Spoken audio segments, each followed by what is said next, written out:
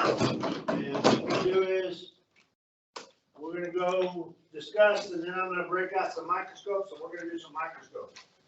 So, like I said last week, the only one allowed to pull out your hair is you or the person you give permission to. Nobody stand up and start plucking out hairs. And we start plucking out hairs, the hairs you pluck have got to be above the belly button. That's as far as we're going to go. Nothing below the belly button. Evidence section.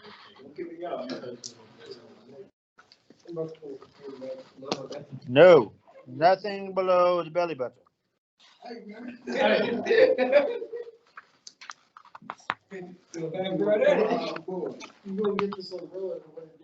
Nothing below the belly button. The evidence section in my book is the second section. My book is The the first- first section. And people have organized these. I had them at one time organized so they were all the same, and since then people have reorganized them. Okay, so we're talking hair. I can guarantee you will see this again, so you might want to know where this is. Put your cell phone up, please. Okay, hair. And again, you guys can read along like I can. Okay, Mr. Wayne comes in here in the evenings and he sweeps and sometimes mops and he cleans and whatever, but even if he does a really good job in this classroom, even if you do a really good job in this classroom, you come in the next day, 10 minutes after the first students come in the door, you will find hair in this classroom. Hair is something that you constantly have. It's going to be everywhere. Okay, so if you go to a crime scene as a forensic investigator and you do not find hair, that in itself is evidence. Doesn't have to be people hair. You constantly lose hair off your head. I should have mentioned this Thursday, but I didn't, and that's okay. I used to live out on a farm when I first got hired here, and I had goats and chickens and dogs and other critters out there and guinea pigs and whatever. And I would go in and get hair from each one of them, and I'd bring it up over. We look under the microscope with it because they're all different. But hairs are different depending on the species of hair you have and the races of people. Okay, hair. If you look on the first page here, on page 3 of the hair section, it's broken down into everything below the skin is the follicle, and everything above the skin is the shaft.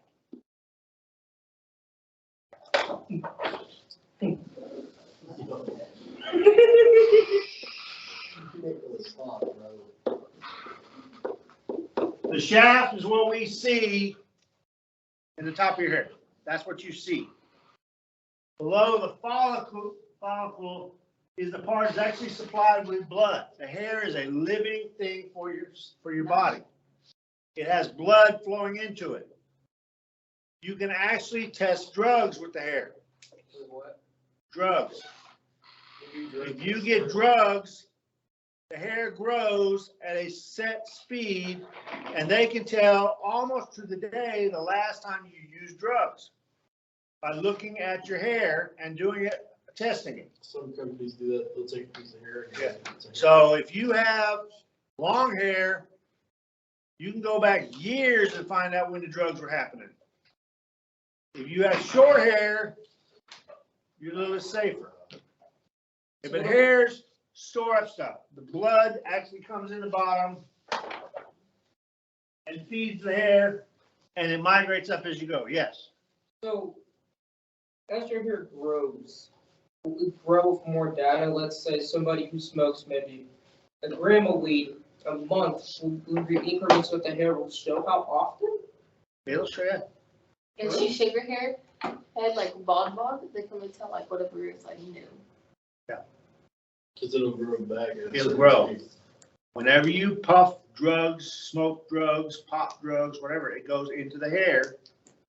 And it's like a timeline of when you last did stuff. Now, is it only the hair on my head? No, it's all hair. All hair grows. It's part of the system of your body. And I'll get it wrong. Yeah, that one. Okay, so the hair below the skin is the follicle. The follicle includes a little sheath This is kind of like a compartment that the hair is. And in the bottom of it is a white knot, which is the root of the hair. Which when you get into DNA testing, the root is the best place to get DNA. You can get nuclear DNA from the root. The rest of the hair, you really can't get nuclear DNA. You can get mitochondrial DNA. But you can still get DNA from the whole thing, but it's kind of narrowed down to individuals down here. Okay? There's 3 parts of a hair when you're looking at it. If you take the hair and you cut it and you look on the end, I'm going to get the pronunciation. I never heard how to pronounce this until I've been teaching this for years. I always called it the medulla. I have since watched videos and some people pronounce it medulla.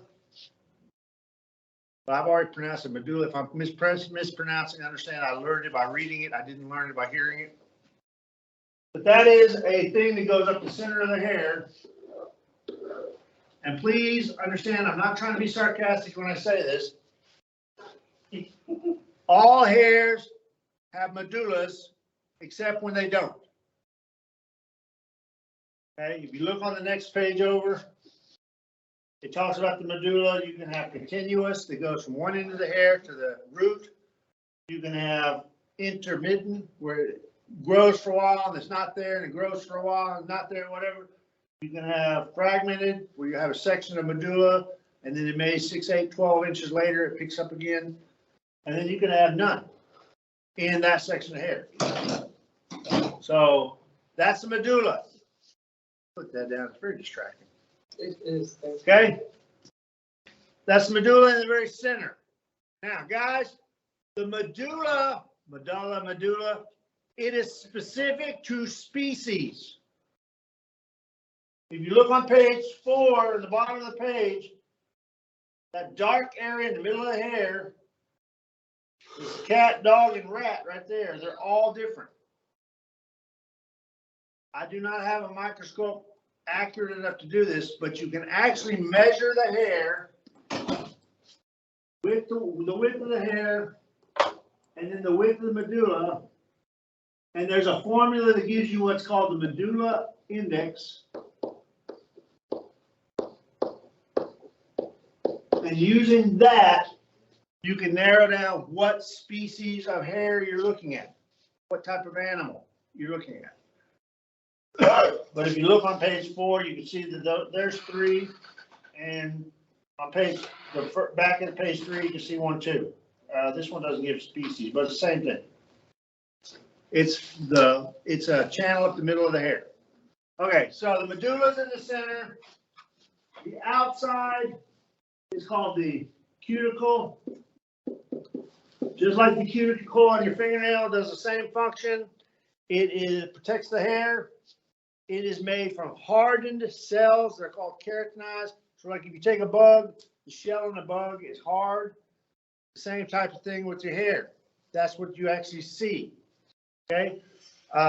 It also, if you look on the bottom of page 3, looks like fish scales. And I actually had a student ask a few years ago, well, can't you use that fish scale pattern to identify? No, you can't.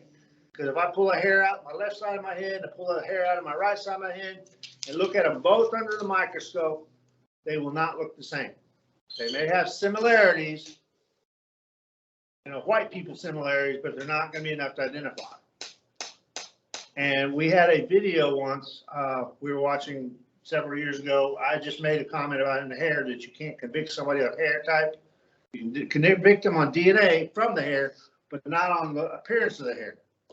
And in the video we watched, it talks about this guy got arrested and thrown in jail for his hair. They looked at a microscope and masked his hair and they threw him in jail. And one of the students said, didn't you just say yesterday that it's not?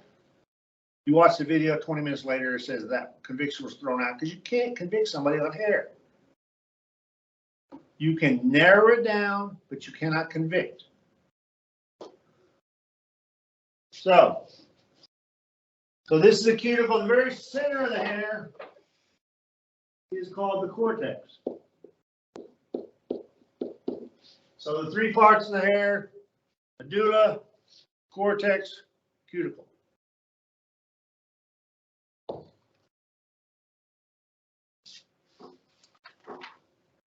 Okay, and then it goes on to, on page 5 of the book here, characteristics of the human hair. Scalp hair, which is from your top of your head, normally shows very little variation. Whatever side, whatever the width is at the top, it's going to be the same entire length. Normally, most people cut their hair, so at the very top, it will be cut in one version or another. If you're like Crystal Gale, and we assume she never cuts her hair, it's like 12 feet long or whatever, it will come down to a point. Eyebrow hair, eyelash hair, short and curlies, things like that that nobody cuts. It's going to come to a point. Okay. Pubic hair, often called short and curlies for the very reason it's short and curly. Okay. It does have variation in diameter. That's what makes it curly. Okay. Beard hair, very coarse. Normally, when you're looking at it in a cross section, it's going to be more triangular. It's going to be more triangular than round. Eyelash hair is normally tapered. It's going to be curved, and it normally has a point unless it's been trimmed. Okay, there is racial differences. Caucasoid, normally, Caucasoid hair is normally straight. Africoid hair is normally kinky. If you lay it on a table, it's going to bend more likely. Mongoloid hair is mostly straight, almost circular when it's cut in cross section. Okay, and it has thicker cuticle, and the colors go through the hair. Whereas some of them, the colors are all on the outside, and some of them are inside. Mongoloid hair goes throughout the entire hair. A couple things you can tell from the hair is, if it's falling out naturally, it'll just be hair on the ground. If somebody had a fight and they grabbed a handful of hair and pulled, you will have roots showing. And if they really grabbed and pulled that puppy, you're going to have some of the follicle, which is the white sheath that the hair is going to come out, and a root. So it's all that. Age, other than babies, you really can't tell the age of hair. When I was in the Army, I was in my mid-20s. I had a couple privates, 17, 18 years of age, that worked for me. A couple of them had gray hair. Okay? So you can't really tell the age of somebody by their hair. Babies, you can. Some babies, but not all babies. Small kind. Okay, so what we're going to do is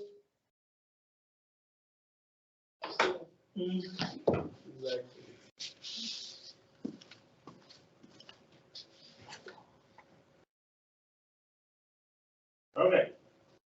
What we are going to do, not now, but when I'll give you the piece of paper. You're going to each take a piece of paper, typing paper, fold it in half, and then fold it in half this way. And what you have is your paper is now quartered. 1, 2, 3, 4. I will get some microscopes out. We'll lay them out. You got the rest of the class period to do what you need to do. I don't mind if you copy somebody else's, as long as you understand everybody's drawing your own. You're going to look under the microscope, and as much detail as possible, and understanding there's not a lot of detail, but as much as you can, you're going to draw at least 3 hairs. You may do 4 if you want, but at least 3 hairs. The 4th blank can either be a hair, or if you look at a fiber from your clothes, look at the fiber under the microscope, and you'll draw that. So at least 3 hairs, and then the last one can be either hair or fiber, your choice.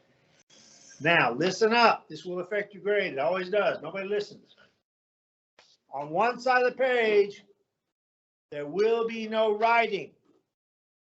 It will all be drawing. On the other side of the page, description. I don't want names, but tell me race, gender, whatever, of who you got it from. Seeing as we only have one young lady here, if you say female, I can assume she's the one that gave it up, unless you know for a fact the hair on your clothes is a female, okay? It doesn't have to be a human hair. You know for a fact you got a dog and the dog left hairs on your pants or your shirt, you can use that, that's fine. You just need to tell me what type of species it is, what the color of the animal is. Now, in the description, this is very important. Okay, I already told you, medulla is there except when it's not. So in your description of your hair,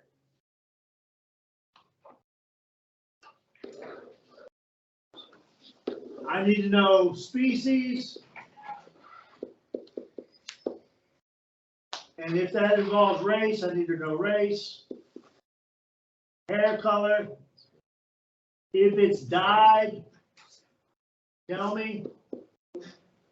And race, gender would be here. Race, gender. And then somewhere in this description, describe the medulla. It's white. Now, listen up. If it's a hair, you're going to mention the medulla there, whether it's no medulla, intermittent medulla, or whatever. If it's a fiber, put your cell phone up, please. If it's a fiber, you're not going to mention the word medulla because fibers don't have medullas. And guys, it's kind of fun to look through now. I'm not saying anybody here has it. I've had students in the past who had artificial hair, extensions or whatever. It's kind of cool to look at that. Okay. If you look at it, you can tell if it's real hair or if it's fake hair. Fake hair has no medulla, and it looks like a string under the microscope. Okay. So what you're going to do, listen up. Somebody's going to mess this up. You're going to take a hair. You're going to take a microscope slide. You're going to put the hair on the microscope slide. You're going to take another microscope slide. You're going to take a drop of water and put it on the hair. And then from there, you'll put the other microscope slide on top, making a sandwich. You're then going to put it on the microscope itself. And I've got 4 or 5 microscopes back there. So with this small class, almost everybody's going to get their own, okay? But you're going to put it on the microscope. Now, listen carefully. This is not meant to be sarcastic.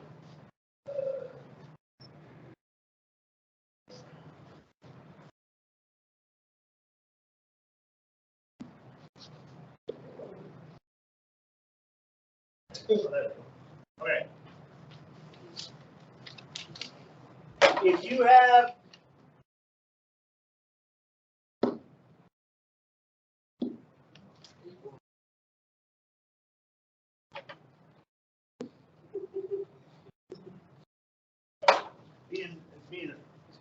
okay.